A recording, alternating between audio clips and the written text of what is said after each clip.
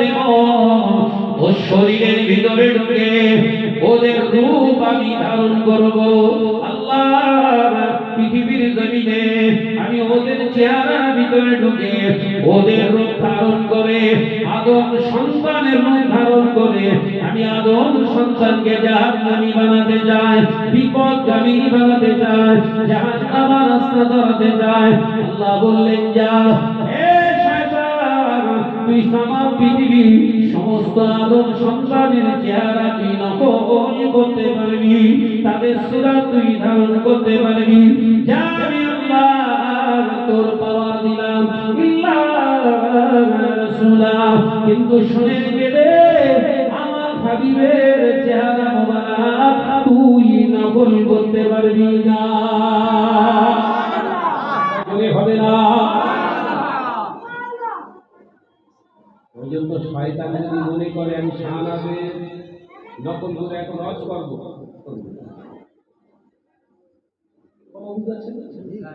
শয়তান যদি ইচ্ছা করে বিশ্বাস সাজবো থাকতে পারবে,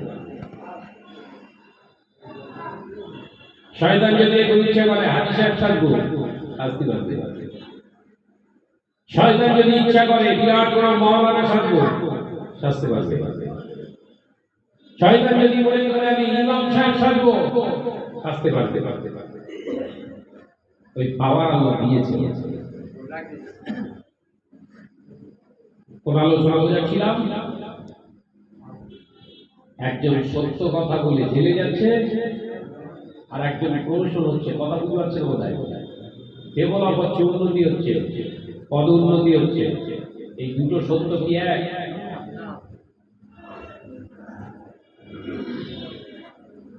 একটু সাবধান, ধীর গতিতে চলে।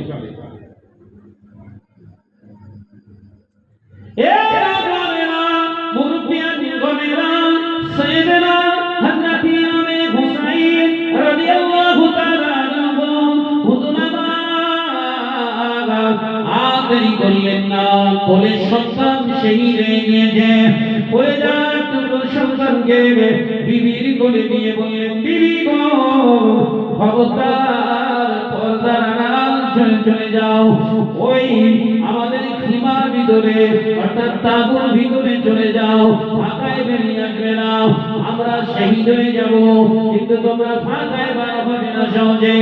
আল্লাহর বিধান হলো পর্দা করা। জোরে বলবি না সুবহানাল্লাহ। এই যে মওতের আগে বলে যাচ্ছে বিবিকে বেপরদা হবে না, আমরা বলছি কথা বলে না, হাটে যাচ্ছি, বাজারে যাচ্ছি, এখানে যাচ্ছি, সেখানে যাচ্ছি, বিবি তো বলে জানা খবরদার জানো বাড়ির বাইরে উল্টো পাল্টা চেহারা দিয়ে সেজে গুজে যেন বেরিয়ে ওঠে। দায়িত্ব পালন করেছে, নামাজ পড়ে সব জান্নাত খুঁজতে যাবে। এই কথা বলছেন না কেন? নামাজ পড়লেই জান্নাত।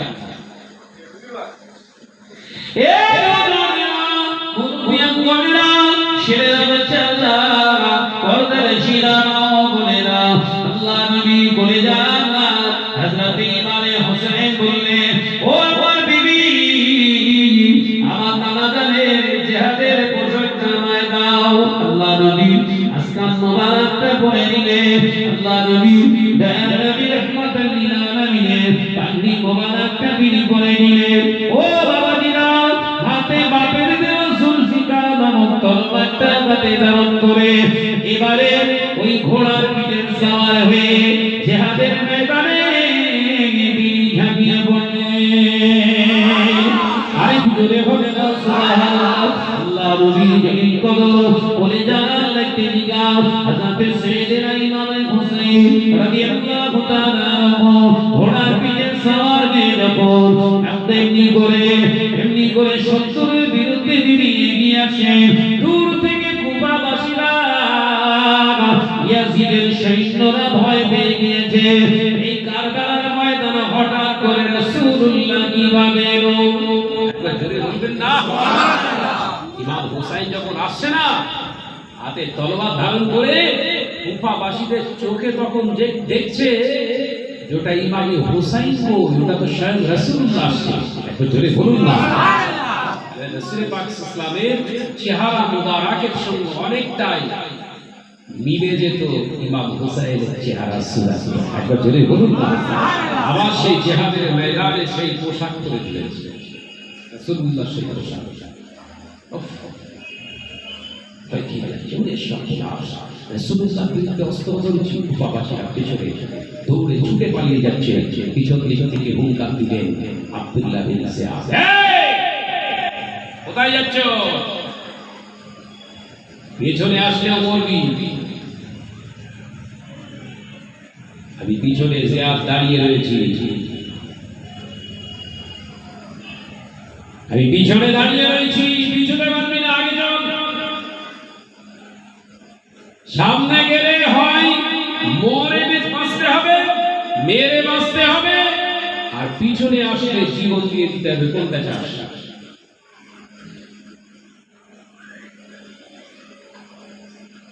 কুফাবাসীরা চিন্তা করলেন উপায় নেই, জানে তো বাঁচতে হবে, জান বাঁচানো খরচ।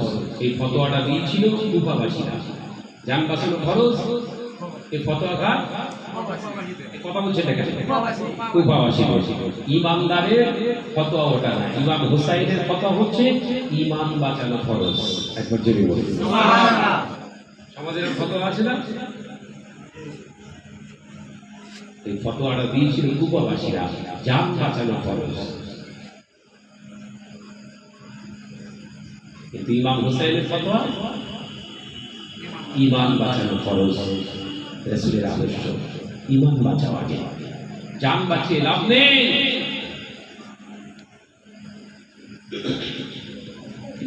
ও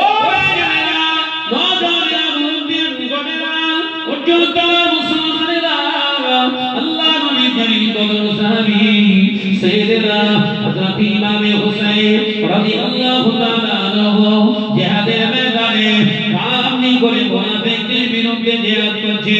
বাবাজিরা অবাক হয়ে যাবেন, ভালো করে উপলব্ধি করুন। ইমাম হুসাইনের মুখেতেও দাড়ি, হযরত ইমাম হুসাইনের গায়েতেও জুব্বা, আর যারা ইমাম হুসাইনকে মারতে আসে তাদের মুখেতেও দাড়ি, তাদের পরনে আছে জুব্বা। মাথায় ঢুকছে না, ইমাম হুসাইনের গায়ে জুব্বা, মুখে দাড়ি, মাথায় পাগড়ি। আর যারা ইমাম হুসাইনকে মারতে আসছে ওদেরও দাড়ি থাকলেই মুমিন নাকি, জুব্বা থাকলেই হুজুর নাকি, কথা বুঝতে পারেন নাকি, ওয়াজ বুঝতে পারেন, জুব্বা থাকলেই বড় হুজুর নাকি। বড় শয়তান হয়ে বসে নেই তো। ও আল্লাহ নবী জলিল বদর সাহাবী হযরত সাইয়েদনা ইমাম হুসাইন রাদিয়াল্লাহু তাআলা আনহু হাতে তলোয়ার নিয়ে বীর বিক্রমে জিহাদের ময়দানে জিহাদ করছে। সাইয়েদনা হযরত ইমাম হুসাইনের ধূপে কেউ দেখতে পাচ্ছে না, সে তাদেরকে জাহান্নামের রাস্তা দেখিয়ে দিচ্ছে।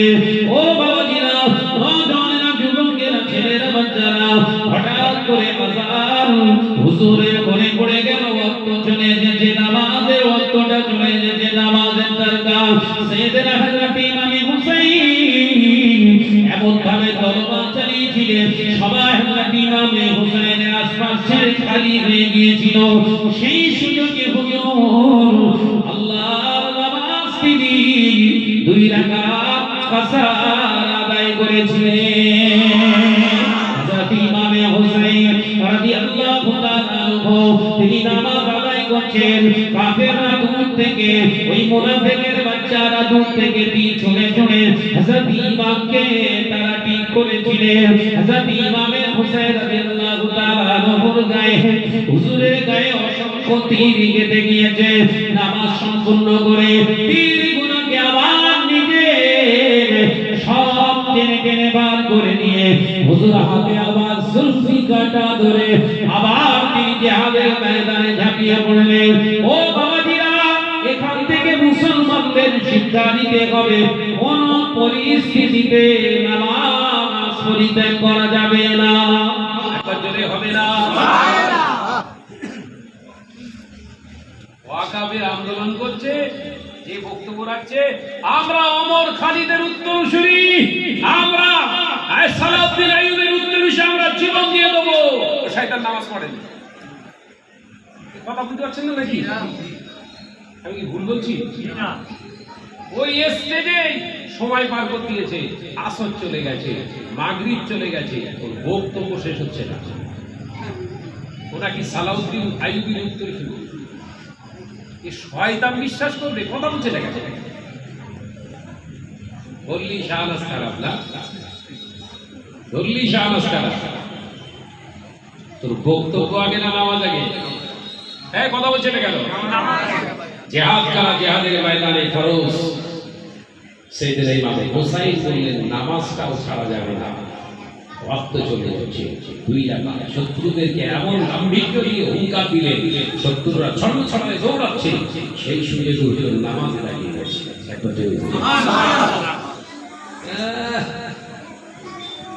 মুসলমানদের নেতা, এই নামাজি নাকি মুসলমানদের নেতা, সুদখোর নাকি মুসলমানদের নেতা, দাঁড়িয়ে পেচ্ছাপ করনে वाला নাকি মুসলমানদের নেতা? লজ্জা করে না? আমার তো আপনি জিন্দাবাদ দিচ্ছি, কথা বলছে না মন্দির ভালো, খারাপ মন্দির আবার ভালো, কথা বলছে না এরকম বলে না? মন্দির ভালো, ভাই মন্দিরটা তো খারাপ, খারাপের আবার ভালো আছে আমার জানা নেই। খারাপ তো খারাপই হয়।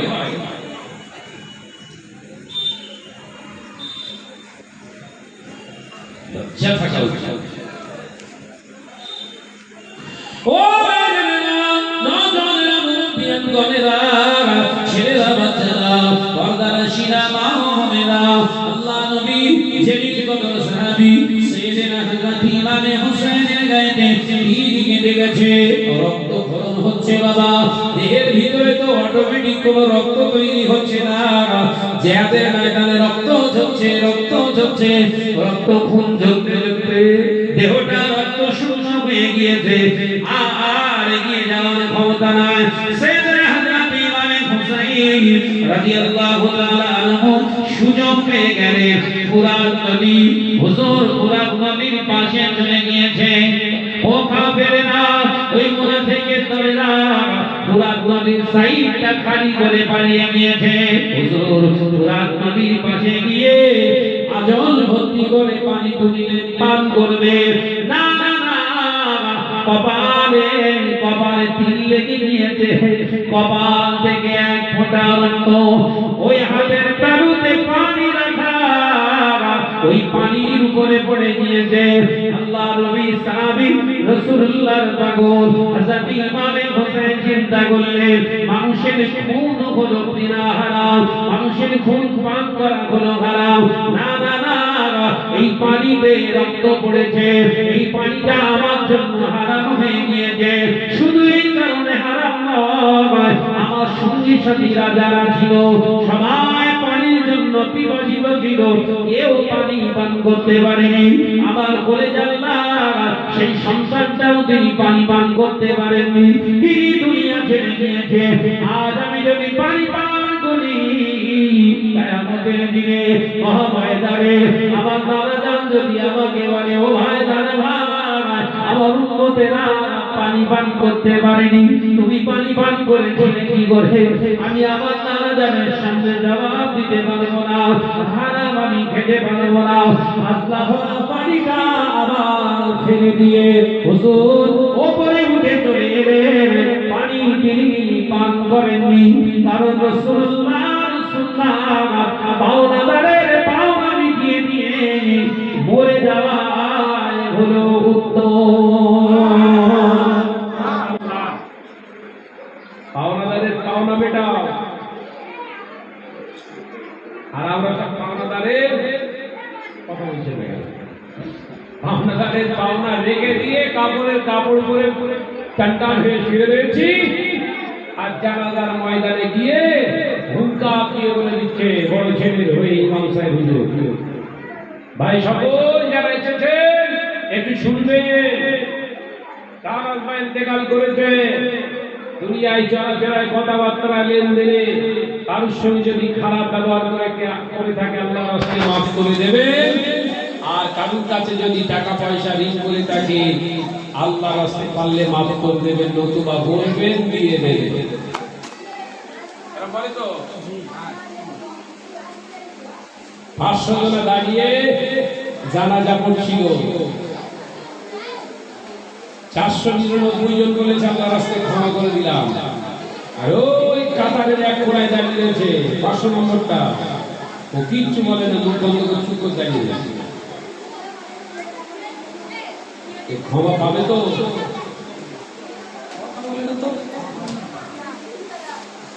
দুমড়ে মুচড়ে ফেলবে। বিবির মহলা নাকি বিয়ে করেছে, 6-8টা বাচ্চা হয়ে গেছে।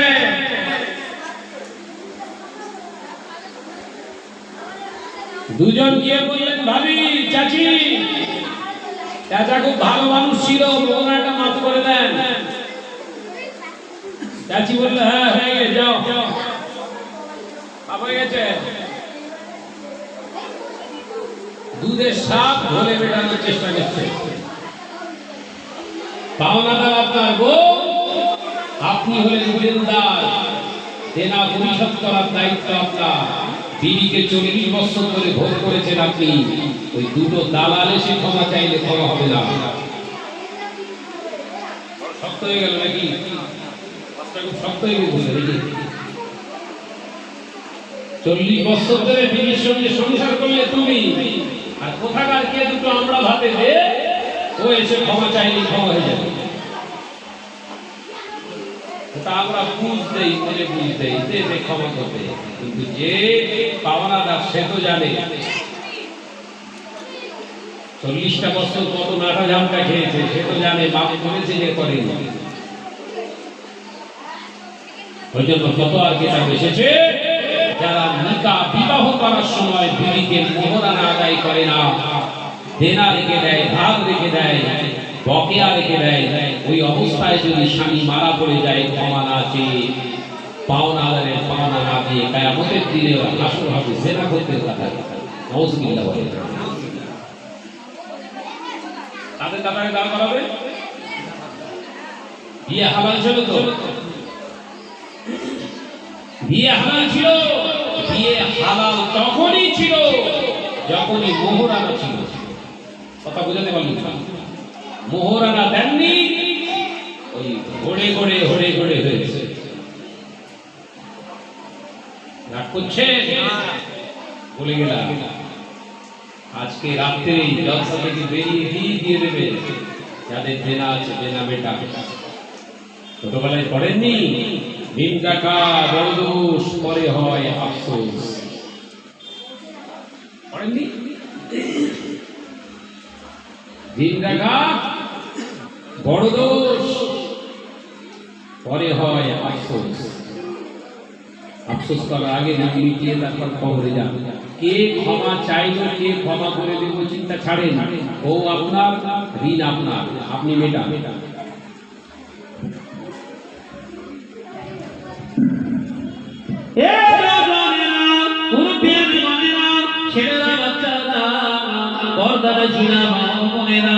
আল্লাহ নবী করে যান সাহাবী হযরত সাইয়েদনা ইমাম হুসাইন রাদিয়াল্লাহু তাআলা আনহু, হুজুর আমার এমন সময় রক্ত শূন্য হয়ে গিয়েছে, বডিটা নাড়াতে পারেন না।